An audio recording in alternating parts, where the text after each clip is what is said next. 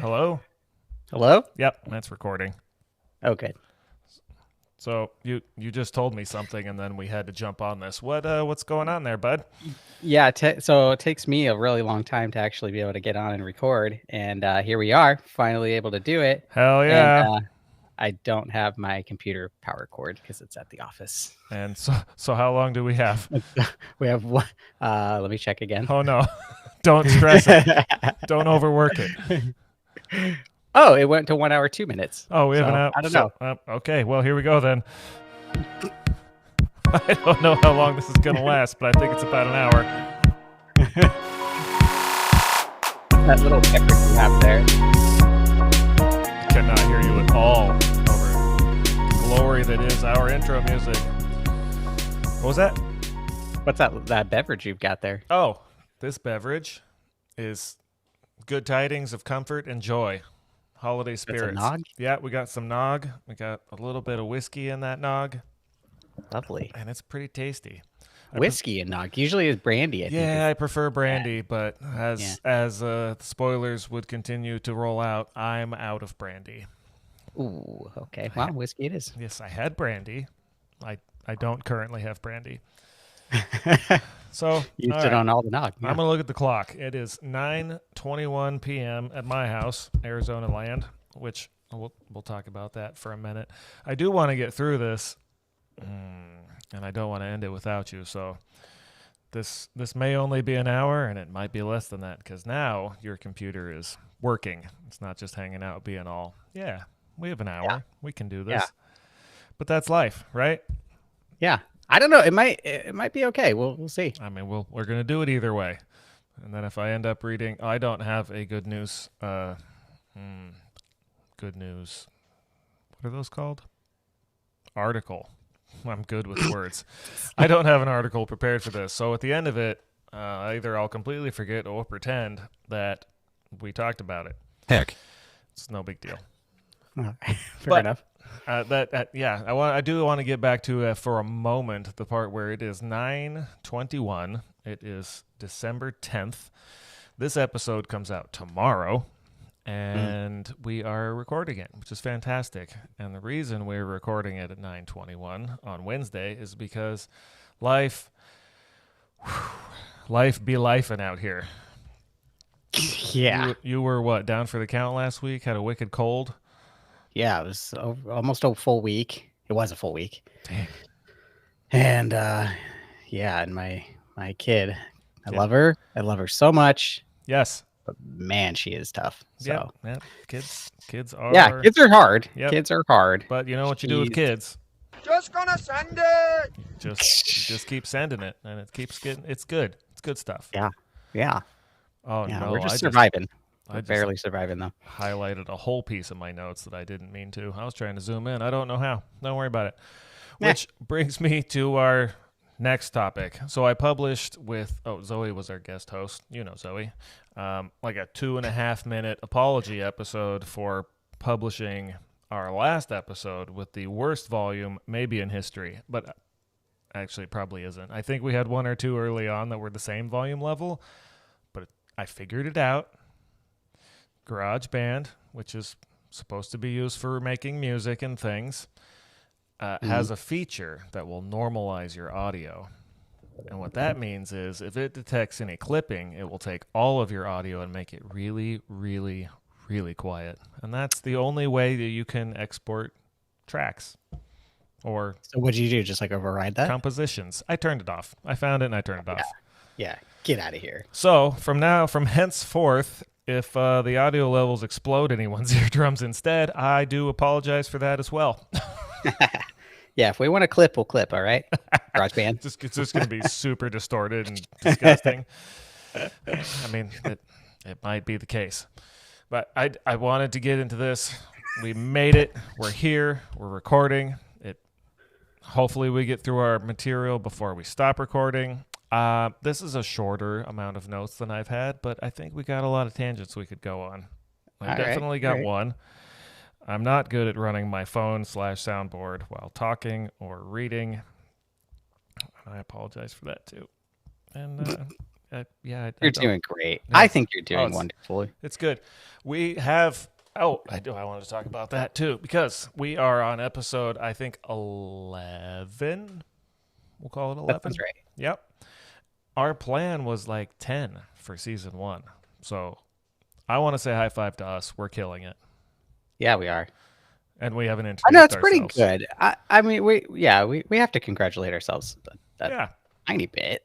We're crushing it. I'm Ted. That's Nick. This is Focused on Nothing. You can email us, focusedonnothing@gmail.com. I know there's not a lot of you, but you could email us. And I would talk about it on the show because the show we're doing this episode. We're recording another episode with my uncle, which is, I'm very much looking forward to that. And then that's the season. Awesome. And then we're going to take a break. And then we will make more, but it will be in 2026. And no one knows what that looks like because it's the future. Crazy. Yeah. But right now it's Wednesday, and we're talking to people of tomorrow. Hello, future people. But in that... Well, technically, you're in the future from me. I am, and it's terrible. Oh, that was the other thing I wanted to get to. So, complications. Nick's been sick. We have lives. We have jobs. We have families. We have hobbies. And because America, we have daylight savings time. So we started recording episodes and banking them up for this journey. It was summertime.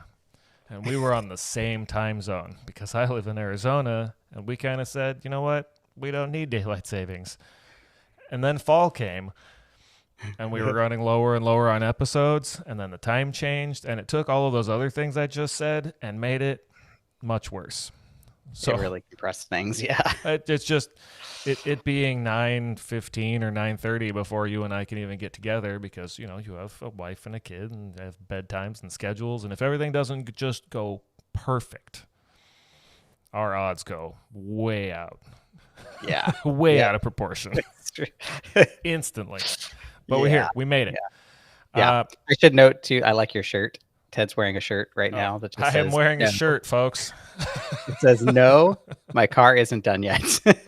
And that, if you know him at all, that's very much, I don't think have you ever had a car that's technically done? No, I've had a few. But the problem is whenever I decide I'm done with a car, like it's not that it's done, it's that I'm done, and then I just sell it. I'm like, oh, this car's finished. All right, it's for sale. Yeah. The most famous one being the Mustang I had that I bought in high school. A little bit wrecked, but in really good driving shape, and fixed the wrecked part and replaced the engine and replaced the transmission and then put the other transmission back in and blew up the rear end, and Nick helped me push it home and upgraded the suspension and fuel and ignition and just everything. And by the time I finally had a nice paint job on it and it was like, this is a great car to drive, I said, yep, I'm done with this. And I sold it immediately. Yeah, wait, why did you ever sell that car? Like, was it really you just felt done? Kind of just my outlook on it. And I was like, all right, this is finished. I guess I'm done with it. Okay. And I really wanted a new dirt bike at that particular moment in our history. We lived in New Mexico. Our neighborhood was on the outskirts of Rio Rancho, a little town off Albuquerque. And you could ride a dirt bike from our garage to the desert through 2 blocks of neighborhood. And then it was open, wide desert. Man, yeah, it's kind of hard to not. Like, what are you going to not have a dirt bike? So, I mean, I did. And I had a couple of them before I wanted a newer, nicer, faster, reliabler one. And when I finished the Mustang, I was like, yeah, it's time. I want a good dirt bike. So away it went, and in came the dirt bike. And a couple months later, I blew up my foot because I hit a tree because I'm not great at riding dirt bikes. And then I haven't had one since. It's been great. I never saw the Mustang finished. I didn't know you painted it. I did paint it. Did you paint it, or did you have it painted? No, I painted it. Oh. Wow. That's some good background for people who don't care at all about me painting cars. I painted it with a foam roller with Rust-Oleum. No, you did not. I certainly did, sir. Did you clear coat it? No. It was, I found, I don't know if it was a trend at the time. This would have been, 2008-ish. I found some write-ups on some people who did this. and they were super thin coats. And you had to put like 6 coats on. Yeah. And it looked fantastic. And I did it, and it looked fantastic. And I can't believe that. I'm pretty sure the guy I traded that Mustang for his new dirt bike for couldn't tell. Wow. Yeah, it was good. Jeez Louise, I just saw what I'm picturing. I'm sure it's not what it actually looked like. But No, I have we've all- pictures do exist on the internet. I will dig one up after this, and I will send it to you. Yeah, find me one. Yeah, but I mean, it looked pretty good before that. It was okay. It was it was black, and it was just a. But it was like black primer for a long time. Yeah, but it wasn't ugly by any means. It's an '83 looked, Mustang. They're kind of ugly, but yeah, at the but same it time, looked pretty good. Kind of, that looks like it might be sporty. Yeah, Brand new with its 175 horsepower. Yeah. Yeah, no, that's not sporty. So the paint job was basically this. Got any meth? And then, yes, the answer was yes. Yeah. Oh, that is from. Oh, you and I haven't talked. Nick's back. Guest Nick was here on last episode. Oh, right. And that was fun. We missed you. That's good. I know you're busy. That's good. That's all good. Well, he's a better guest. False. He's a better host. He's a better guest. You are the better host. Oh, well, by far. Stop it. Host or host. I mean, we got to do what you got to do. All right. That's only been 10 minutes of BS, and I think we can jump into the story. Background on this story. Nick was doing the New York Times crossword puzzle. Probably last summer. I don't know when. Quite dorky, but yes. Said, hey, you heard of this thing? This would be good for the podcast. And I said, I haven't heard of that thing, but that sounds like it could be cool for the podcast. Right? Yeah. Yeah. No, it was. Right. So this episode, which you probably picked up on by either the description or the title or general ESP, is about tulips. Doesn't sound too exciting yet, but Yep. But we'll get to that in a minute. We covered Nick. Nick was here last time. We talked about the Fermi paradox. We talked about the Drake equation. Do you have any opinions on the Drake equation? I don't expect you listened to that episode. I haven't listened to it yet, but I think I sent you something about the Drake equation oh no, long before we even started this. I should look through it. Probably it gets around. It's kind of a popular thing. Yeah, it's messed up. Okay, good. We agree. You don't have to listen to the episode. We're done. Yeah, we're on the same page. I do have a bit of an obsession with space and time and all that stuff. And man, I have Einstein's time dilation equation tattooed on my body. Yeah, which is so cool. Yeah, that's such a great tattoo. But it's I'm there with you. It's space, time, all of that stuff. Totally wild. Aliens, not so much. Drake equation. No. Sorry. That should be what he said about it. Yeah. But the episode was fun. It was good. We talked about aliens for a bunch. I think I brought up Bigfoot and portals, and it was a good time. We'll bring you in on the next one because I know that you're not interested in any of those things. So it'll be a good opposition next time we come with the aliens. So yeah. So anyhow, what day is it? It's December. No, today. What day is this comes out on the 11th, according to calendars. Future people, if they are really on their game, can hear this on December 11th. So hello, December 11th, people. Mm-hmm. Hello. Did you know? Oh God, I even wrote down to push the button. Yeah, there it is. I toned that down. I was told by our newest member of our focus group, guy I work with, that sound is entirely too loud for human ears. So I turned it down, and hopefully that was a little bit gentler. It was pretty loud to me. Well, good. Yeah, I'll turn it up on your side more. But since there was no pretending that I wasn't about to go off in a tangent and take this whole thing off the rails, Nick, do you know what happened on this tomorrow day, December 11th, 1901, for the very first time? Oh my gosh. Probably not. That's really on the spot. It's very specific. So I'll just tell you. It was the first gathering, ceremony. So the first Nobel Prizes were awarded on December 11th, 1901, including none other than our guy, Wilhelm Röntgen, or I don't know I'm not going to throw more accent on that. Röntgen. He received a prize for his work in physics specifically the discovery of X-rays. Have you heard of this guy? No. Yeah, so he was the guy who figured it out. I forget what frequency X-rays are, whether it's above or below visible light, and anybody can yell at their phone or me in person next time they see me, and that's fine, because I didn't look up that part, because that's not what we're getting at. I read that as part of doing research. Oh, December 11th, Nobel Prizes, Röntgen, sick. Do you know, again, putting you on the spot, so I'll just go with, have you heard of this guy? And then if you haven't, I'll just tell you what he did rather than trying to quiz you and making it really awkward for everyone. Okay. Have you heard of this guy? Röntgen. I haven't, no. All right, so a couple things. They're the units of radiation that are used, like when Chernobyl blew up for nuclear radiation, are measured in either sieverts or Röntgens. Oh, yeah. I have All right. heard that. Okay. Yeah, All right, sure. Well, that was named after this guy. Yeah. makes He sense. discovered the X-ray and made use of it. He was the first guy to do so. And the first thing he did when he figured out what X-rays were and that you could make images with them was X-ray his wife's hand. That was the first developed X-ray in the history of the world. Was this dude's wife's hand. And you can see her ring on there, and you can Google it up, and you're like, Röntgen's first X-ray, and it's just a hand, and you're like, that's interesting. When I saw it, I was like, oh, so this guy's a genius, but he's also like a child, because he's like, oh, new thing? Yeah, I'm going to put my hand in there. Right? Except he was like, hey, hun, come here. Put your hand in here. I'm going to take a picture of it. Well, yeah, it wasn't his hand. It No, was I'm going wife's to take a hand. picture of your bones real quick. Hold still. And he did. We do have a link to that in the show notes. But yeah, no, that was a pretty cool thing. Can you use like a rat or something like we do No, now? no, Yeah. wife's hand. Get over here. Yeah.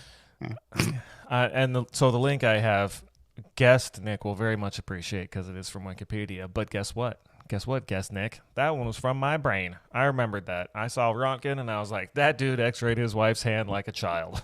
And then she grew a second one, probably. I don't think she did. And I think she was probably okay. I'm sure she was fine. Well, I mean, she might not have been, but she may have been. Yeah. But when I was getting the details on that, verifying that my brain still works, I found another fun fact about the early days of X-rays while we're on the topic, which has nothing to do with this episode. How's your battery, by the way? Oh. I already forgot. See? How Which bad we are. was, no, it's fine. It's just going to turn off and it's going to disappear and be like, I'm finishing the show. Oh, it's still around the same. It's an hour and 3. Bro, we're fine. Went It's up a little bit. growing. It's getting warmer. Yeah. It's growing. Yeah. It's maturing. It likes what it hears. That's applies to very few devices or people. Anyhow, X-rays. So Röntgen discovered them, X-rayed his wife's hand. That was like late 1800s because he got a Nobel Prize in 1901. Fast forward a bit, there was a thing that came out in the 1920s called a fluoroscope. Yep, shoe-fitting fluoroscopes. Okay. If you're, What does that do? that is a thing that you can stick your foot into, and it takes an X-ray of your foot to see how your shoe fits. And they had these things in shoe stores Okay. from the Just like- 1920s until the 1970s. Whoa. Just blasting your feet with X-rays. Like it was like a live image. Like here's your foot in there, and you can move it around. Yeah, just the wildest thing ever. Can't you just know if your foot fits? No, in a no, shoe? they were advertised as helping to It's like, determine yeah. whether, like, how well your shoe fit and if it was like the right size or whatever. And then there were side viewing windows, they were Oh my called, goodness. for like parents or salesmen to be like, oh, see how good that shoe fits in there, and be like, bro, you are blasting your face with X-rays. Yeah, that can't be good. Now, here's one I think you probably. It's not just a pop quiz. Have you ever had an X-ray? Oh yeah, sure. Do you remember what the X-ray technician did while you were being exposed to this Yeah, radiation? they leave the room. Yes. They're not even in there. And, Yeah. and if it wasn't like a dental X-ray, you were probably wearing some sort of lead apron to keep the Sure. rest of you from being exposed to deadly X-rays. Mostly your privates. Yeah, well, I mean, those are kind of important if you want children. Yep. Or, yep, no, I'm just going to leave that right there. It Okay. can't be that much radiation, though, right? I just don't. No, well, I have that too. We're getting to tulips, I promise, but I just had to go down the radiation side quest. It seems it wasn't, so these came out in the 20s. It wasn't until 1948 someone actually looked into how much radiation. They bring like a Geiger counter along with them to measure. I don't know how they measured it. It was probably either measuring Rontgens or Sievers or Geigers measure those units. But apparently, let's see, radiation was wildly varying depending on probably manufacturer and the power of the source of the X-rays. So I don't have an exact value. There's something in here. What I do have noted down is that the American fluoroscopes, the good old US of A, were on average 10 times more powerful than the British ones. So if you got your shoes fitted in that time frame in the US, 10 times more obliteration to your cells. It's good for you. This must be why Foot Locker finally went under. Did they? Yeah, apparently. Not in the 70s. They've been around since like the late 1800s or something. Oh, tip. Isn't that crazy? That must be why it's called a locker. Yeah. Instead of a closet. I don't know. It was a Foot Locker. That's got to be. Oh, no. Yeah. If we had listeners, they'd roast us for this. But wasn't that like the box you had when you were in the military that had everything you owned in it? It was the Foot Locker. It had set at the foot of your bed. It was a locker. Foot Locker. Yeah. Yeah, I think so. And they made a shoe store out of it. When did they go under? I think this year. Oh, well, rip Foot Locker. I know. Could be. I don't know. News. I could be wrong about that. Yeah, but... well, could be. A lie was born. Who knows? We'll find out. So to wrap that thing up, so apparently the fluoroscopes were not good. And after they figured out how much radiation they were putting out and realized that the store employees were being irradiated, they pretty much went away. But there were still cases of at least 3 shoe salespersons who were identified with rare conditions that might have been associated with chronic occupational exposure, as it's written. Yeah. I'm going to cover those real quick because they're not just kind of exposure rarenesses. So number 1 was a severe radiation burn requiring amputation. God. Yeah, that's not like, hey, this tingles or I feel like I have a sunburn. Number 2, a case described as dermatitis with ulceration. Okay. And the third one was literally cancer. I mean, the first one lost their arm, radiation burn. And the third one, so that's probably an awkward transition there. For everyone who wonders what just happened, my hard drive was full and it stopped recording. And I deleted something, and now I'm recording again. And it says it's working. Nick. Yeah. Yep, you're there. We're recording. Apologies, folks. Again, I don't know what I'm doing. That's exampled by last week's episode with really weird volumes. And now you are recording in mono, and you were previously stereo. But it says it's recording. So I'm going to keep going. Anyhow, final case, X-ray, fluoroscope. Fluoroscope. Yep. Says basal cell carcinoma of the sole. And that's spelled like the sole of your foot. But when I read it, and I was like, yep, that'll get your soul. That sucks. So all 3 of these people were like shoe salesmen? Yeah. Sales folks of the shoes. That's exposed. an occupational hazard that you should not. Bro, that's a serious one. Well, the last one, the carcinoma one was in 2004. First case, 1950. Second case, 57. Last one, 2004. But it was a foot thing, so maybe it could have been a user. It's the place I got this from said shoe salespersons. So, hey, that's pretty good actually, though. 3 people out of however many for 50 something years. Recorded. 3. Wow, yeah, okay, yeah, 3 recorded. We were talking about the what was it called? The first nuclear reactor in Chicago, the Pile 1, which was made out of cinder blocks and wood. A lot of people got cancer from that. It was bad. Wow, good job, guys. I didn't know. That was Yeah, I know. that was Fermi. That was the Fermi paradox. That guy built the first sustainable nuclear reactor in Chicago under a sports field, and it was a little bit messy. And that's what took him out in the end. But that's not what we're here for. If you want to hear about the Fermi paradox, you know where you go? Back a week. And then you listen to that one, you listen to all the other ones, and jump back here. Boom, caught up.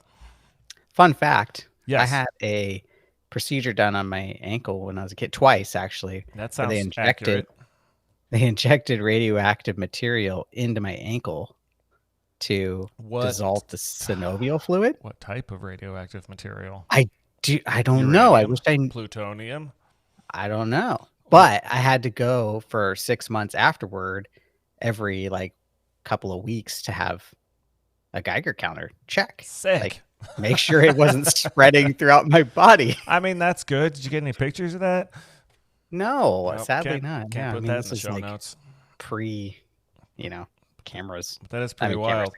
But for just the smallest amount of back story on that one, Nick has an ankle that's basically made out of gravel, and he's been working on that for a long time, and it sucks. But he's a trooper. He gets along. Yeah, I do all right. All right. So sorry about your gravel foot. That's all right. I stopped running, and that's helped a lot, actually. Oh, stopping running makes so many things hurt less. Yeah, I feel really good, actually. But I miss it. I love it so much. I hated running. It was so good for me. I did it for so long. And maybe I will again. But we talked a couple episodes ago about how massive I am at the moment. And I'm going to work on that first, and then we'll see about running. Yeah, you don't look like it. This is a bust shot. Below the bust, it's a little messy for a minute. It's all good though. All right, gotta get that Peloton bike. Ooh, no, thank you. I don't pay for subscriptions for sports equipment. Oh, but it's so fun. Oh, I bet, like running. I'm thumbs upping Nick, and you can't see me, listener people, but I'm not. I don't agree. Running does its job. Lifting weights and calisthenics do their job. I'll get to it. I've started. I'm on baby steps. Well, sweet. Yeah, we're on our way. We're getting there. We'll do a Spartan again. Yes. Even if we're in power chairs, we wouldn't make it. That might have been rude. So we're just gonna move on. Tulips. Tulips. Yeah.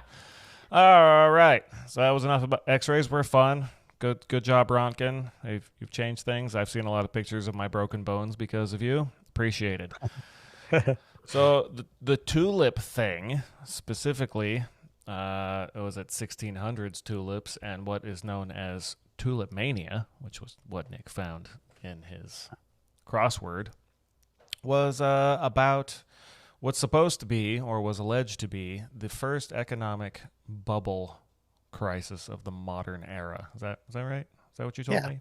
Yeah. Yeah. All right. Cool. So, story we're going to dive into. It was centered in the Netherlands, most specifically. I guess it's the region of Holland. It's not a city. It's a region. Kidding. Oh, okay. I think. Yep. Another thing I learned. All right. Yep. Interesting. And apparently they don't use that term anymore. They changed it, and that might be in my notes. And if you care to know more than that, I mean, you can Google it. So cool. We're gonna keep going. Start at the beginning. What is a tulip? As it turns out, well, so they're bulbs, and if my mother listens to this, God bless her, which she probably will. That'd be cool. It was a florist forever and knows what tulips are, knows what bulbs are, and know why they're different or the same. I don't. What I do know is I can Google it, and I wrote down some things. So, according to the Googler, more specifically probably Wikipedia, it's in links if you want to check it. Tulips are spring-blooming, perennial, herbaceous, bulbiferous geophytes in the Tulipa genus. Oh, okay. Yeah, they sound pretty badass to me. Yeah. So I guess that's an accurate, scientific, and somewhat provocative sounding description. But trust me, it's kosher. This is a family show. They're bulbiferous. The bulbiferous part actually has a fun anecdote here in a bit, and I'll get to that. But so So they're flowers. Perennial is the flower that grows and dies, doesn't reproduce, right? Annuals do. Bro. There's like the You two ask- types. I think annuals come back every year, but I thought Yeah, it perennials makes came sense. back every year. Oh, I thought perennials just kind of grew and died. A perennial flower. Yeah, I just Googled that. And it's AI overview, so it's probably wrong. Plant that lives for more than 2 years, growing back each spring from its root system and dying back in the winter. Oh, So I don't know how that makes that different from an annual flower. yeah. Maybe it's the other way around then. Maybe. Oh, no, they apparently have a single life cycle in a season. So the perennials, that makes sense. Oh, They last more got than a it. year. Yeah. And the annuals, you get some seeds out of the ones you had from last season, and you plant new ones, and every year you have to make new ones. And Got it. Sure. Okay. Sure. What I know about them is they grow from bulbs. There were flower bulbs around my house when I was little, and they got planted, and some grew. There was probably tulips. Yep. Yeah. All yeah. caught up. So now everyone knows what they are. Yeah, great. Cool. So, so the story goes, these tulips and these people, in the mid 1500s, that's where we're going to start this endeavor. These little bulbiferous flowers were introduced to Holland via trade routes. I believe it was Indian trade. What was Jack Sparrow? Who were the pirates? It was the India Trading Company. That sounds about right. Yeah. It was basically a side quest of its own, but it was something to that effect. Trade routes, ships, things showing up in places they didn't used to be. The Netherlands in that time frame had established, farming and culture, and they were becoming more of a refined modern civilization, if you will. And when that thing happens to a country, you start caring more about, the more well-to-do people anyway. There's always those of us who are working. Start to care more about art, painting, flowers, the finer things. Sure. Yeah. Yeah. Yeah. You don't have any real problems, so What would you say if we started a club called some where we read books at work and drank hot tea with our pinkies up, like the Finer Things Club? yeah. That's what we could call it. Okay. Wait, what's that from? That's I mean, Crystal would know. Where's our focus group? Crystal, where's the Finer Things Club from? Oh, I know. Oh, you got it? Yeah, from The Office. Yes. That was the old callback. And I'm just over here wasting our time. Anyhow, we should get to this Mania thing before your computer turns off and everyone unsubscribes.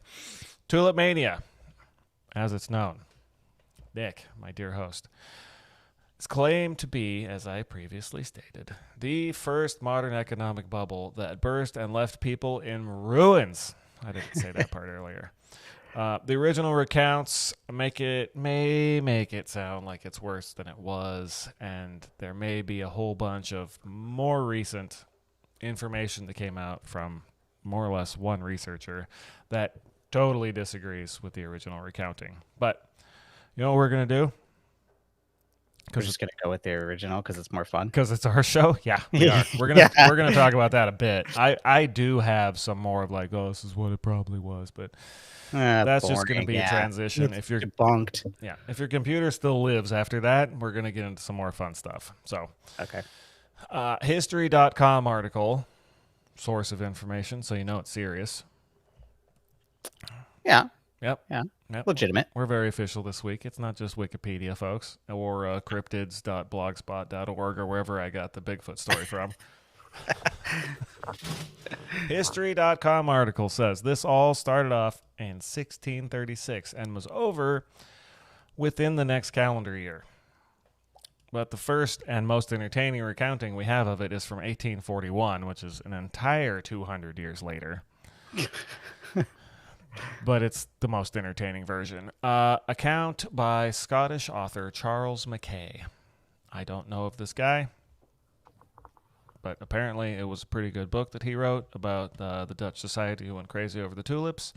And the name of the book is called Memoirs of Extraordinary Popular Delusions and the Madness of Crowds.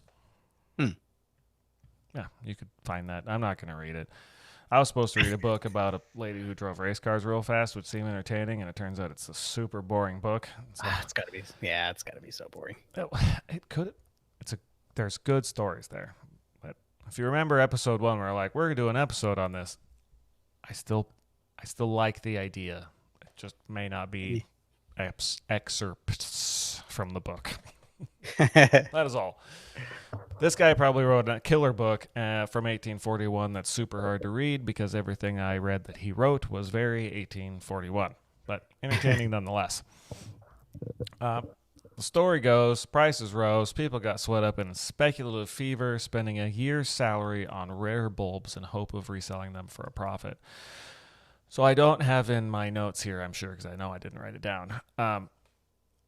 The tulips made it to the Netherlands, and then people decided that they had a value that was more than just a flower, and most specifically because there were hybrid, or what it turned out were diseased, we'll get to that, versions of these bulbs that made flowers that weren't just a single color. There were 2 colors, and there was, in a couple places I saw claims that there was like a local stock market for trading values of tulip bulbs.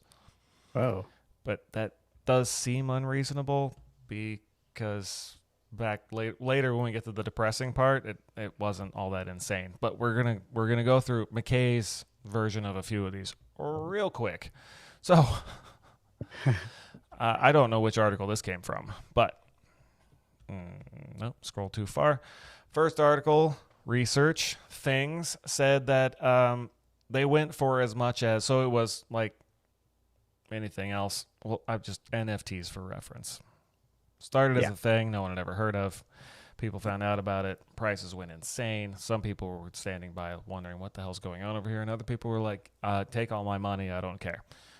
Yeah. Hopefully we get to NFTs and your computer doesn't die. But meanwhile, that's basically the background of what was happening. So first article I read trying to figure out like how crazy this was said someone claimed that people were spending 6 years of salary on a single tulip bulb. Single bulb.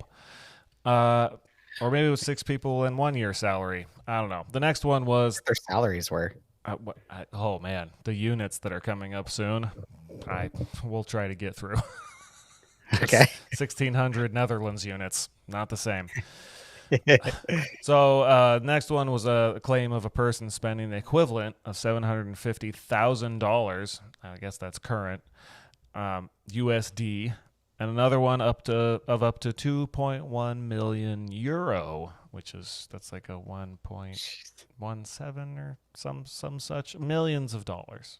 Yeah. For a bulb. I mean, this doesn't sound that crazy. Like, it's crazy, sure, because it's a stupid flower. For a seed. It's called a bulb, but it's the seed part. Yeah.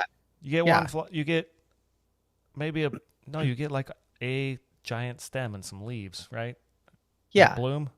I mean, it's crazy to us because, like, we would never do that because we're sane people. But I don't know about that. Yeah, okay. We're over here doing A little this. too far, sorry. Yeah. But yeah, I mean, this kind of thing happens all the time. Still, like, sure. But maybe this was the first time. Maybe it look at wasn't. like stupid Trader Joe's tote bags and crap. Like it's. Oh, and they're not $1 million millions. Trader Joe's tote bags. Not millions, but Thank a God. lot. Nothing at Trader Joe's is worth buying. Hot take. Whoa. Hot take. Whoa. I apologize. Yeah. Give me a hell yeah! Yeah, no. Oh man, attacking. I think I just attacked half of our audience. Yeah, I think you Possibly did. I think more. you attacked everybody. No, not me. I attacked myself. Oh man. Well, Well, we'll have to get into that later. we digress. Yeah, we could do Who it. hurt you? Ooh. So I mentioned the tulips. These were for broken, that's air quotes, broken tulips. Apparently they have two colors, right? So background is that the hybrids, the broken tulips, apparently didn't grow real well, which I did find out why, which does make them more rare. And no one at that point in time knew how to produce them artificially. You put this thing in that flower, and then they make baby flowers, and you get more broken. They didn't know how. They just knew, oh, this one did it last time, or this one might do it because it's new. And so that kind of drove the rarity of them, because it wasn't like something you could produce or predict. Yeah. So the bulbs, the Dutch, the Netherlands people were caught up and had three particular patterns. There was purple on white, so two colors. They're all two colors. Red or pink on white, or brownish purple on red or yellow. So they're beautiful. Tulips are beautiful. Get a two-colored tulip thing. Pretty awesome. Yeah. It turns out, fun fact, in 1928, someone figured out why they were two colors. A mycologist, which I don't know what they do, named Dorothy. What? Nothing. You know what they do? What is a No. I could Google it. It's a mycologist. Dorothy Cayley discovered the broken tulip was actually spread by aphids. And not that the tulip was spread, but the reason that it was broken, spread by aphids with a disease. Friggin' aphids. Yeah, they were virused bulbs, which goes to explain why they didn't last that long. They were fragile, they were rare, and if you didn't have apparently diseased aphids all over your tulips, you were less likely to get broken tulips the next time when they came around.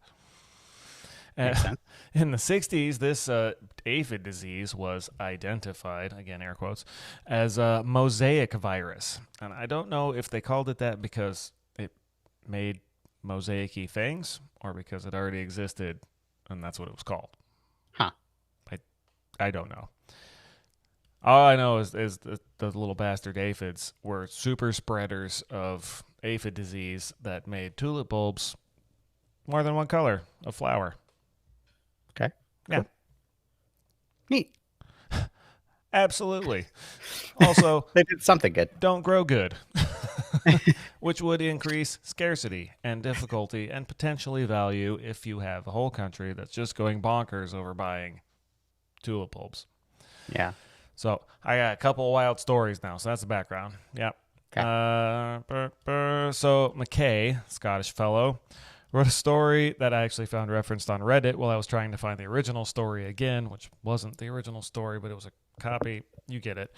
About a sailor who was on one of these merchant trade routes, who was on, bringing the tulips and the spices and the whatever were on merchant trade routes, unloading a ship, I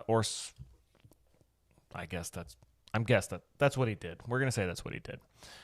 Unloaded a ship, had some tulips on it, finished his work, sat down to have a snack, a lunch, what have you. His breakfast, which was herring, I believe, and accidentally ate a tulip bulb, one of the rare tulip bulbs. I wrote worth a Bentley. It would have been. How do you mix up a fish and a... Yes, sir. The claim is he mistook it for an onion, not the herring. He didn't think the herring. He didn't eat the tulip and think it was a herring. He ate the tulip and thought it was an onion. This guy's disgusting. Kind of. Have you ever seen a tulip bulb? Yeah, I've seen flower bulbs. I assume. Okay.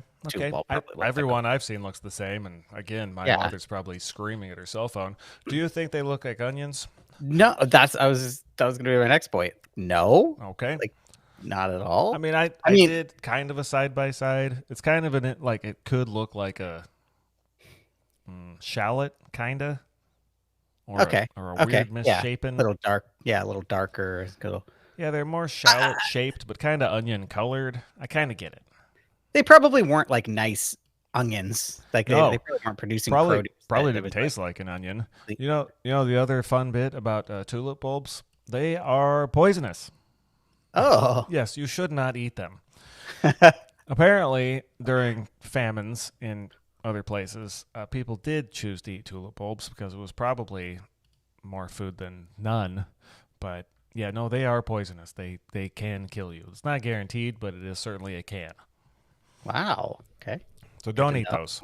I won't be eating any. No, you should sell them for a year's salary instead, because that's a Yeah. much more popular thing to do in the 1600s. We should try doing that now and see what happens. We should try to start another Tulip Mania. Yeah, or like the red paperclip guy. I'm sure you've heard of him. Yeah. Yeah. Just make a bunch of money based on nothing. And just Yeah. put it on Marketplace and say, I know what I have. Yeah. That's Yeah. That's how we do it, right? what everything is now anyway. It doesn't. It's all fake. Well, Oh, hi. Thanks for checking in. I'm still a piece of garbage. oh man, that was good timing. Yeah, that was good. So that was the first McKay story that stuck out to me. There's really only a couple of, but I found another one. Yep, about the price a single person paid for a single tulip bulb. It wasn't 2.1 million. No, that's boring. That's just paying money. I have a list. It's way more exciting. Oh, okay. So, yep. So on this week's episode of Their Ted, life. of Did they Ted pay? reads lists, no, life wasn't on it. But I'll jump into units. Do you want to do what units might be before or after I go through the list of things that were allegedly given for a single tulip bulb in the 1600s? Do it after. Let's After. All right. Hit me. Here we go. It's not short, but it's kind of. So, quantity 2 lasts of wheat, Okay. 4 lasts of rye, 4 fat oxen, not normal ones, fat ones, 8 fat swine, 12 fat sheep, 2 hogsheads of wine, 4 tons of beer, that's TUNS. Okay. Yep, units I don't understand. 2 tons of butter. Huh. 1,000 pounds of cheese, because we're just going to use every different unit we can come up with here. Yeah. This is fun because I'm guessing that all these things somewhat kind of equal each other. You know, like Oh man. No, yep. eight fat swine equal Hold 2 tons hold of that butter thought, or because whatever. all right. Nope, I'm gonna finish the list. Nope, stay on track, Ted. Here we go. After 1,000 pounds of cheese, a complete bed. Okay. A As suit. opposed to a partial bed. I mean, nobody wants an incomplete bed. Okay. A suit of clothes, Okay. and an finally, outfit. a silver drinking cup. And the combined list of these things was for one bulb, one broken tulip. Oh, this the whole That list, all of those things. Not like Oh my one person did one of them for a bulb. It was all of them. I love the negotiation that must have gone on. They're like, Yes. throw in that suit of clothes and we have a deal. Yeah. No, that's what I wrote down. I just imagine the guy saying, like, after all of the oxen and the lasts and the grain and the beer and the butter, he got down to like the bed and the suit, and he was like, "Hey, is that the rest of your stuff?" Give me Yeah. all your Yeah, that too. You throw in that too, and we got a deal. stuff, man. They both- Was he just like going around his house like, I don't know, let's see what's in the fridge. Oh, there's some butter. Here you go. yeah, Like, what, 2 tons of butter? Oh, we got to get to that. What is a ton? What is a TUN? So I don't have that pulled up. I have lasts pulled up. that's also a lot of stuff to transport for one bulb. Like you go to this guy's house and you're like, here's your bulb. Okay, I'm gonna leave with all of your stuff. Yeah, like 86 wagons worth of materials. Yeah. Yeah, so yes, You have the actually, in option to fact, pull it, because a so- last, as it turns out, was a Dutch unit of, excuse me, that was intentional, mass, volume, and or number, and a large unit of weight. Be any of those things. Literally any of them. Oh boy. I mean, we didn't actually start.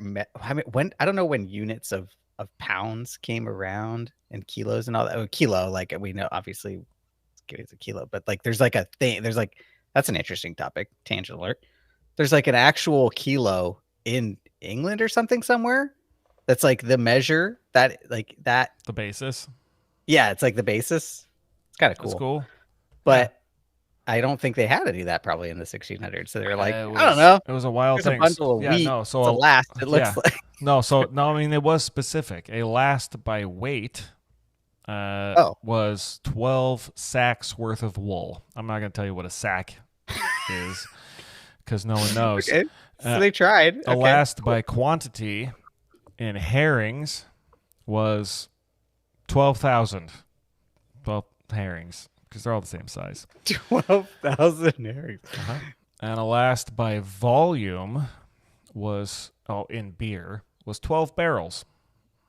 That's cool. All right. I don't know how much volume each barrel was. But yeah. Well, oh I my don't gosh, this is insane. I love this. I just love it. It's just And that's just insanity. lasts. So There's- a hogshead of wine, I did look that up, and I don't have a reference to it, was a lot of wine. It was a whole bunch. There was 2 of them. And then a ton was less than a hogshead by, I don't know, it was like 20% of one. Call me wrong, sue me. Either way, that's well over any amount of money I would earn in a year. And like, yeah, I would like that tulip, please. I hope it grows. This is amazing. This is like Jack and the Beanstalk in real life. 1600s, Netherlands. Oh, hogshead. Nailed it. I just whistled into the microphone. I apologize. Hogshead is a large cask, which it's a quarter. It's a quarter ton. So that was way less. The beer was more. It was 4 tons of beer and 2 hogsheads of wine. So a hogshead is a quarter ton, and a ton of beer is it's still metric F ton. A ton is 250-ish gallons. So it was like it was like 1,000 gallons of beer. That's like a friggin' hot tub. Yeah, like a hot tub's like 300 gallons. Like 1,000 gallons of beer. A couple hundred gallons of wine. I would like that flour. Thank you. Good deal, sir. And good day, sir. Oh man, I really hope that flower. But so wait, you get the bulb and then you grow the flower and then that's it. You sell the it lasts flower? a couple years, all right? It's a perennial. It's not some goofy annual. God. Okay, so that I Yep. mean maybe that was like nothing for that guy. Maybe he had. That sounds like it was everything he had when it came to a complete bed and suit of clothes. You got anything else? No, I literally don't. No.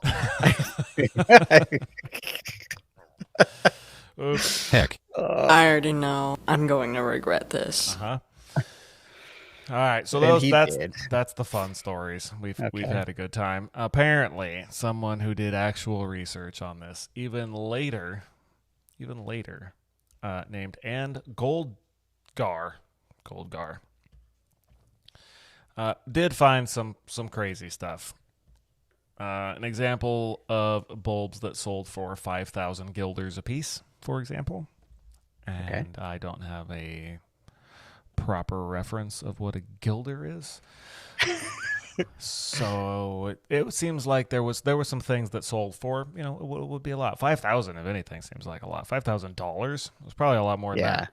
Is a lot for a single flower bulb, right? Apparently that was enough money to buy a house in Holland in the 1600s. So, jeez, okay, fair amount of money. But on the other side of that, she also only found 37 examples of tulips selling for 300 guilders apiece or more. That's still a lot, though. That is still a lot. It turns out 300 guilders was the equivalent pay of a year's salary for like a skilled craftsman at the time. Yeah, so only finding 37 morons who would. I mean, that's not a major economic crisis that's going to destroy the country like McKay was portraying it as, right? No, definitely not. Like I wouldn't classify that as 37 bubble, idiots or 37 rich people. You're like, yeah, whatever. I just want that thing. Yeah. So there was probably a bit of a heightened attention. I don't know if frenzy is the right word, but yeah. So insanity. Definitely not an economic bubble, but Because it didn't collapse the rest of the economy. I don't think. No, I really don't think it did. And Yeah. unless the 37 people who did that, I mean, you could have bought it and you could have sold it right away, and then maybe you could have made some money because it did go up pretty steeply right before it went down even more steeply, the values of these things. Yeah. But yeah, that's a crazy one to me. That's pretty nuts. Let's see. So my guess is the people who were doing this were probably already wealthy or investors trying to be, basically. Yeah. Sounds like it. Yeah. Yeah. You could probably find some other wild stories of, oh, this guy did the story about the sailor guy was like, oh, he was imprisoned after eating the tulip bulb. I'm like, I mean, I don't know. Sounds a little wild. Yeah, probably not. But That's still fun though. sure. I mean, Crazy. the only way I'm coming up with a year's salary in cash is to take the equity in my house, which I'm pretty sure my wife would not support. I'm gonna buy another car. She'd be like, no, absolutely you're not. And like, no, it's gonna be worth more money tomorrow. And she's like, no, it won't be. They never are, and she's right. Yeah. Let's see. Final fact from said person, Goldgar, claims that from research, actual research, maybe accurate, well, probably is, only about 350 people were actually involved in the tulip craze. So she's probably wrong. I hope she's wrong. I hope it was. I mean, McKay was probably right. He was only 200 years removed from the thing, and she was like 300 or 400 years removed. So who's gonna know more? I think closer to the source. Yeah, I wonder how would you even get information and stuff back in the 1800s? Like, I man, wouldn't. I don't know how. I mean, obviously, I'm sure they had libraries and stuff, but like, Nope, they didn't I don't exist. think There weren't even books until like 10 years ago. That's no, I think encyclopedias were probably the first books. Yeah, I think the printing press was invented somewhere around 1980. Oh, wow. Okay. Let's go with that. That sounds fair. Yeah. Yeah. All right. Not a tangent alert. How's your battery? It's getting low. Where are we at? What are we talking about?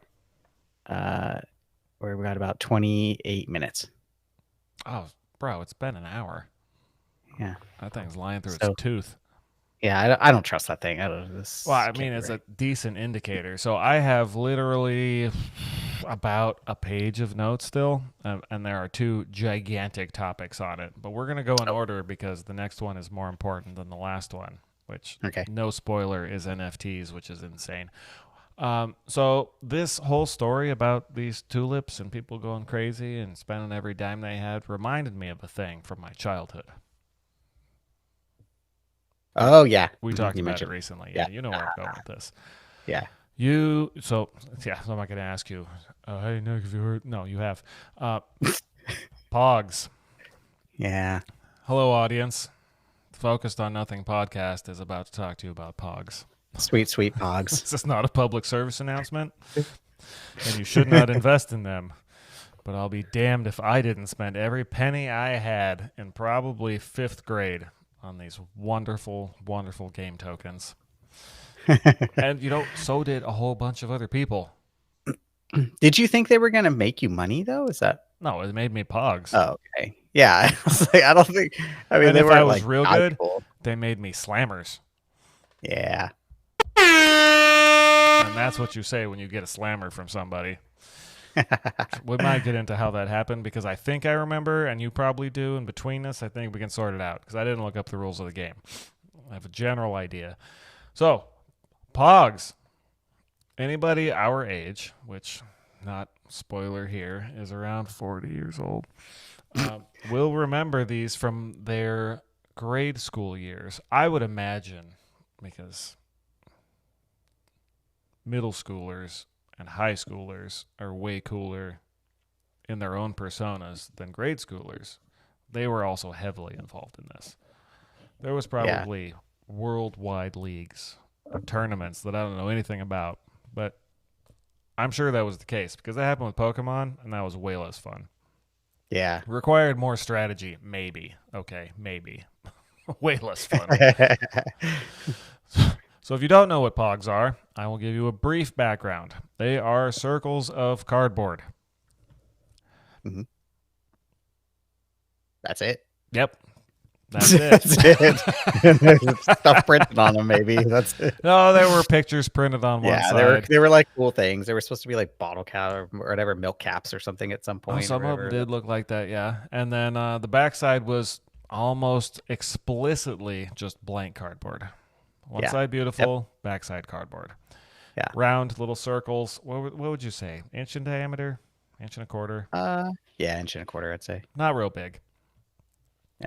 And that was what the thing was. And there was a game that you played with them where you stacked them up upside down, you and the person you were playing with, stacked them all up upside down, some of yours, some of theirs, however many, whatever rules. And then you took this other thing made out of plastic or metal, about the same size, and it was called a slammer. Very obviously, because you slammed it on top of the upside down pogs, trying to flip them over. And if you flipped them over, they were yours. You owned them. And I never played for keeps though because Oh. I was too afraid of mine. Weak. I was that guy. Weak. Yeah. Yep. You're still destroying you could have won. So then maybe you'll remember this part. Because I'm not to 100%, but I think if you flipped all the pogs over on the first slam, you got the other person's slammer. I think you're right. There was a way to win the slammer. I'm pretty sure. Yeah. Yeah. Yep. I don't know for sure, but there was a way to get their slammer. Yeah. I think that or was maybe if it was like you got all theirs in total or something, whatever you'd put in. Maybe it was something like that. Side bets. Yeah, like you were doing 3 rounds of this and Schoolyard side bets. Yeah. People up to the side, like, I bet you 3 pogs. Nick wins. Yeah. I want those ones. No, you can't have those ones. Those are my favorite pogs. Yeah. Yeah. Kids No, just playing bets and these things came out like in the wildest forms. Like you could buy a sheet of cardboard cut out of a whole set, and it would cost, I don't know, $6 because it was insane money. Yep. Everything a school kid had. Yeah. Like, oh, I got the TGIF POG set. That probably didn't exist, but could have. And that's a whole nother topic everyone just missed. That's not our age. That's fine. Or you could go to like the gas station and there was just a bucket full of them. They were like a penny a piece. Like, I'll take all. Here's a quarter. Thanks. Armfuls. It was the wildest thing. But for school kids, it was kind of like a Tulip Mania financial bubble crisis because we did it and everybody had a billion of them, and then I don't know why, except for obvious reasons that it was kind of lame. Just disappeared. It just stopped being a thing. It wasn't like Magic the Gathering where it's never been real popular, but there's still people who do it. Tons. Or like Pokemon, who was like blew up and then it scaled way back, but there's still people that do it. Yeah. I don't think there's still people that play Pogs. There's I think there was like a resurgence of like Tamagotchi pets. Maybe I think those came back for a little bit. Did you have one of those, boys? That was like high school. I had one of those. Yeah, I did. I tried was to in keep it junior high. alive. I did for a while. Yeah, for like a couple of days and then it would die. But yeah, even that I think. But Pogs, nope. Those are gone. Oh, cardboard trash? Yeah, it's fine. Just leave it in the trash. But contrary to that, I do have some data. Before stats that everyone loves. Excuse me. Do you recall having a favorite Pog or favorite Slammer, and what are they? Yeah, I definitely recall favorite Slammers. Well, I like it's trying to describe them as like just horrible. I don't think anyone's gonna. I mean, it's a round cardboard disc with a picture on it. Yeah, like the Pogs, I don't remember that well for some reason. I remember them but I don't remember any specific ones that I loved, except maybe ones that were like holographic. Oh yeah, holographic ones, man. Those were where it's at. Man, those were like 10 cents instead of 5. They were, yeah. But the Slammers, like I can very specifically remember Slammers of mine that I had, like because those were all different. Like some were really thin, like a thin metal one that looked kind of like a circular saw. Yep, saw blade. Like that. Absolutely. Like a saw blade. And those ones, I believe all the ones I had of those were like gold colored, Brass, Yeah, maybe? mine was gold. Yeah, Yeah. brass, probably brass. Probably not brass, but we thought it was. Yeah. I had this like thick plastic one that was like partial. It was kind of translucent and Was like it green? colorful. It wasn't green. No, it was like Sparkles? it was kind of like multicolored. And I just remember that one being a favorite of mine. All those. Oh, I And- just thought of it. The saw blade ones were called rippers. Oh my God. How do you remember that? Yeah. Got the Wow. ripper, and you'd use that one because the saw blade tooth thing would like catch on the side of the paw. Yeah, flip them all over. Like, Oh, and it I had got- some heft to it. You wanted yeah, a the little metal heft. ones were killer. Yeah. But you didn't Yeah. want to lose one. That was dangerous. Yeah. Yeah. Very That's all- dangerous. I don't think I remember anything else. But That's pretty good. yeah. Honestly, so in researching, as I do, I find articles and found an article from a place called Finance Buzz from July of this year, the 2025, the year of our Lord. Okay. July, claiming to have a list of 14 pogs that are in the strongest air quotes, worth a fortune today. Hmm. I mean, compared to the 5 cents, I mean, the sheets, the printed out sheet things, and if you guys don't know, I'm sorry, but it was just a paper-sized sheet of cardboard, and had all the circles printed on it, and they were cut out, but they had a little spot on each side, left and right side, just a tiny little spot that wasn't cut, so they were all still held together. Yeah. The sheet of pogs was the ultimate. You have the master collection, and you couldn't break it apart because it was worth like $4. Yeah. Yeah. Never. Or I bet those went for, I don't know, 20, 30 bucks for the cooler design ones. But okay, so back to today's fortune. Sorry. First up on the list of 14 pogs that are worth a fortune today, and I don't have the list of 14 because I couldn't bear it. But the top one, number one, apparently in the 90s, which is when this is from, it was probably 93 to 95-ish. Yeah, that sounds about right. I was right. I know I was still in grade school. Yeah, I was in 6th grade. I can like Oh, you were in I sixth remember grade. that day Hey, of like 90. kids being How old are you? just like on 11. Carry the I think you're flag. 1 year older than me, right? So At least. But so, You're yeah, born in same 83, time frame. correct? Call it, should be 12, 90, 95, 96, maybe around there. yeah, sounds about right. All right. Taco Bell, guy with Nintendo. God knows why. Made some pogs. Again, same answer. And apparently, the Taco Bell Nintendo pog had Mario on it, and that makes it rare. I'm sure all pogs are rare at this point.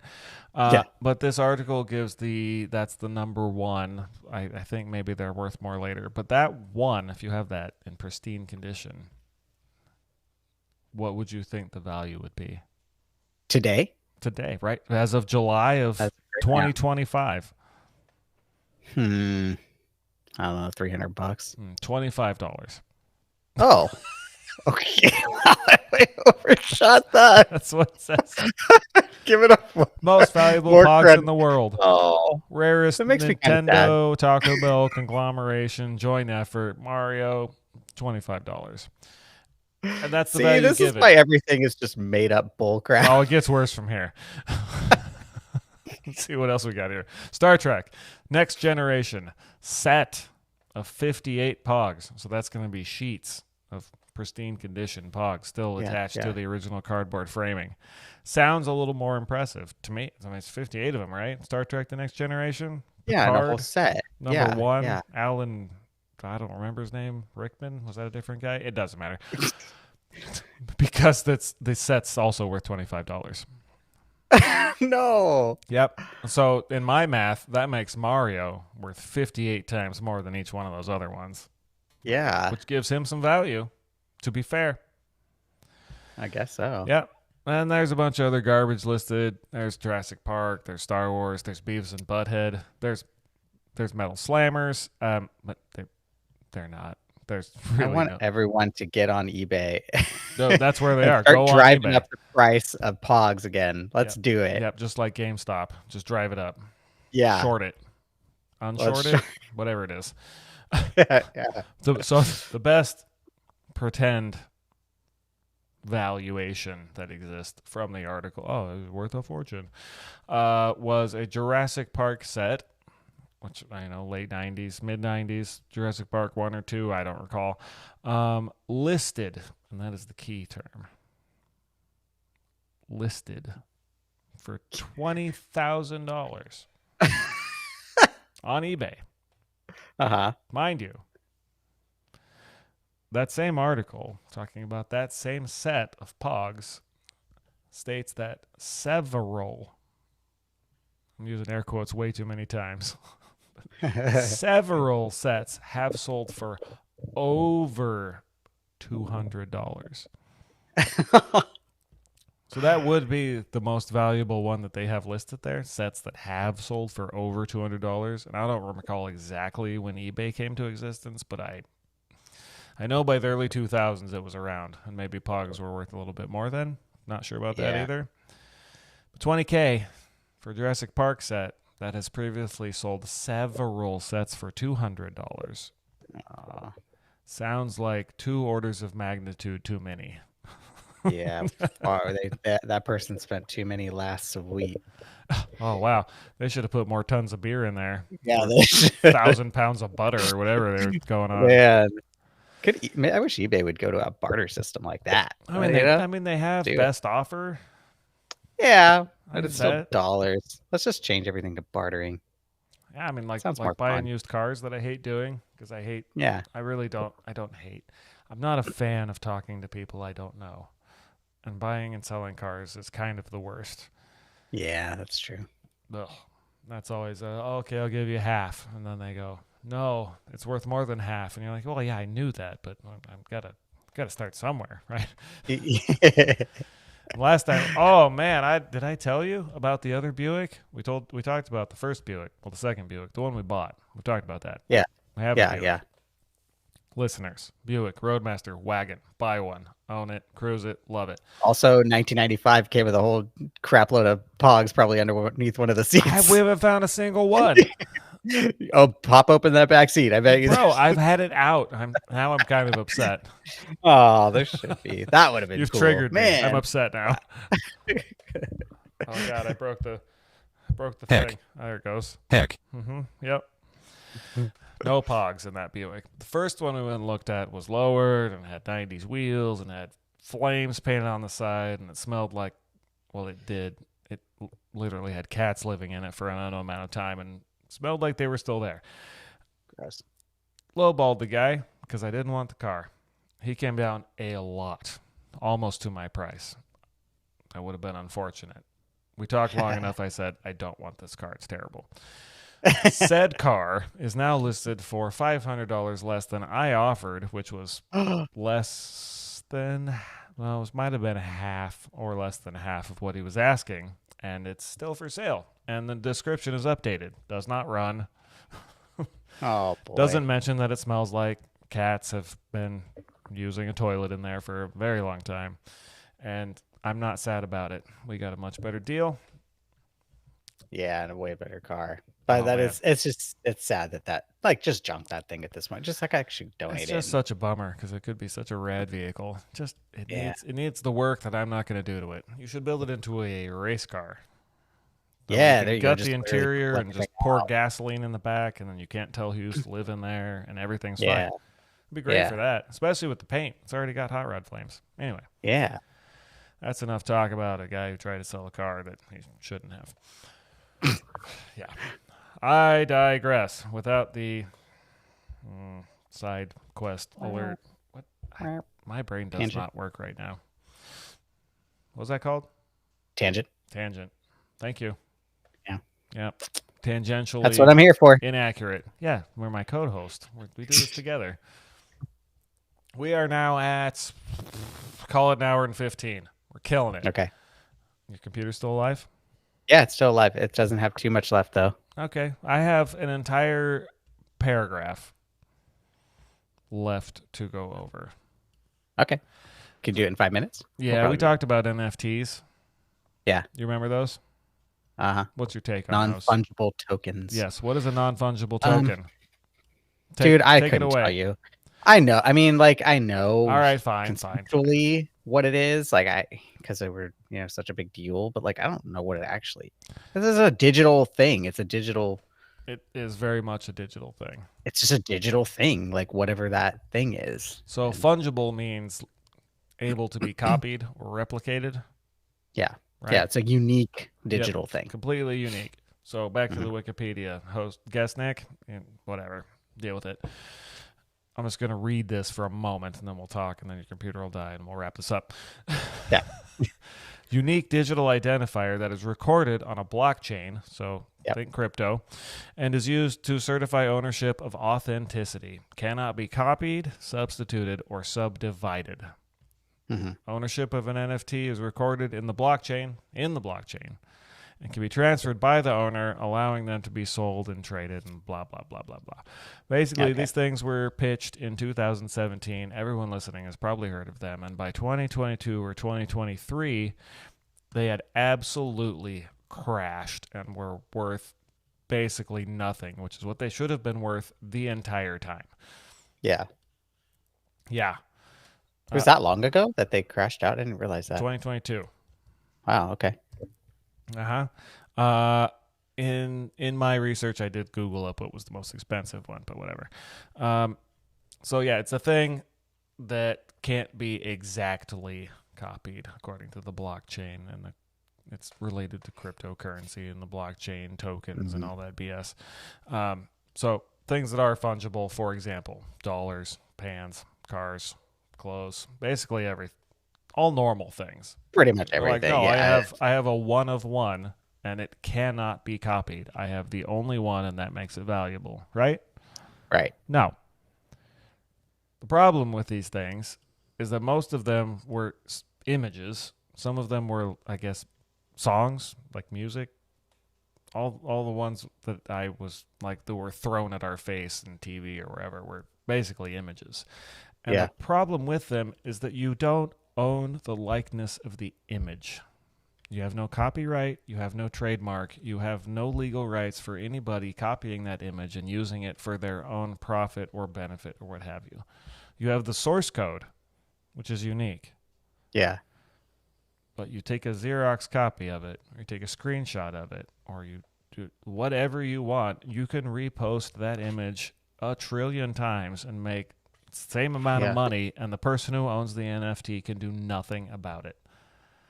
So really totally useless. Yes, totally useless. Yeah. Literally anyone could just take, and they did. Like, what was it? Kia had the NFT image people in their cars. In the commercials. Like, oh, sorry, I get spun up. It's just the most insane thing.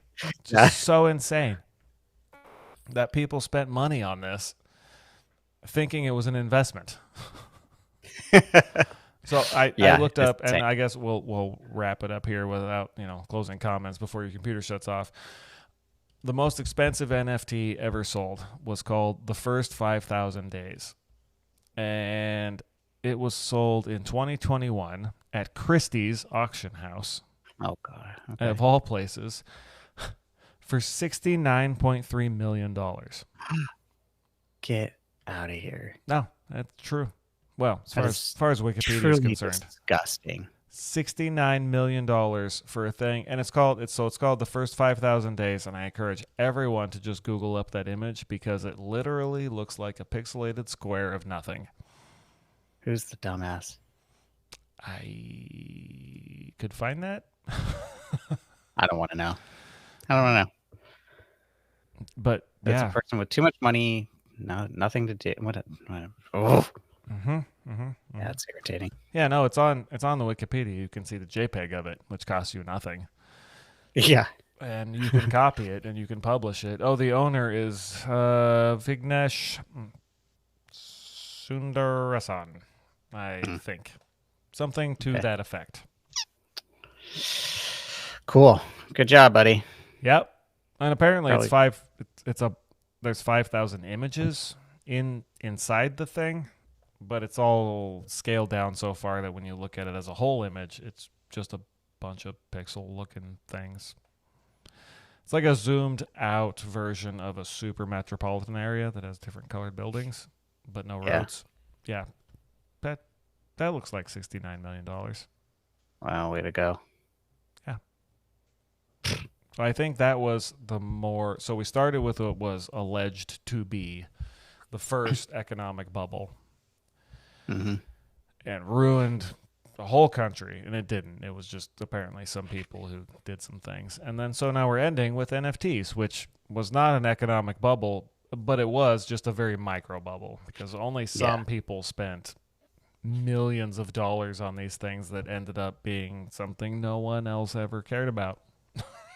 Yep. Same exact thing. Yeah, I thought that whole thing was insane when I was doing it. Pogs were a good investment. NFTs. Well, yeah, at least there was a game. Yeah, by the time I saw NFTs, I was like, I can't hit that with a slammer. I don't know what this is. I don't even want to deal with it. Oh man, what a waste.